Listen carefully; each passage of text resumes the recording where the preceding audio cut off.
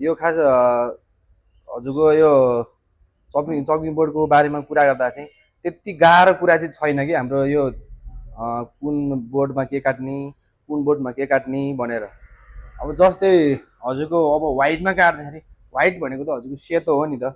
सेतोमा के काट्ने त भन्दाखेरि त्यही अगाडि नै देखिया छ कि सेतोमा भनेको अब डेरी प्रोडक्ट कस्तो हुन्छ त पनिर, चिज, अब बेकरी प्रोडक्ट, नान, त्यो भनेको चाहिँ हाम्रो अब व्हाइट चकिङ बोर्डमा काट्ने हो।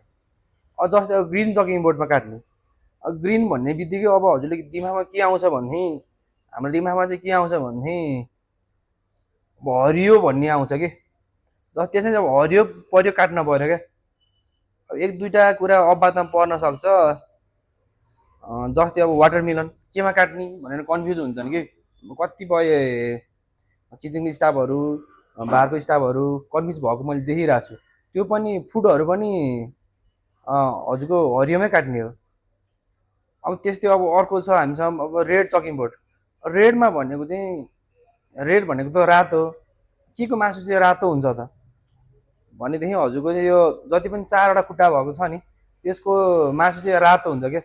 जस्तै बिफ, बफ, मटन, ल्याम, अब आदि यिनीहरू चाहिँ अब हजुरको रेडमा काट्ने हो।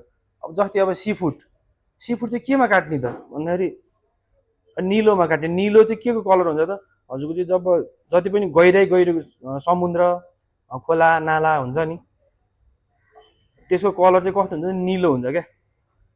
निलो भएपछि चाहिँ सी फुड चाहिँ हजुरले अब त्यो ब्लू चकिङ बोर्डमा काट्नु पर्यो। जस्तै अब हामीसँग के छ अर्को कुन चकिङ बोर्ड छ, ब्राउन चकिङ बोर्ड छ।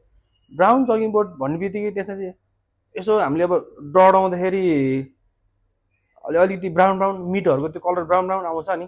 अब यो सम्झिनु पर्यो कि ब्राउन चकिङ बोर्डमा चाहिँ हामीले पाकेको मासु मात्र काट्ने भनेर सम्झिनु पर्यो।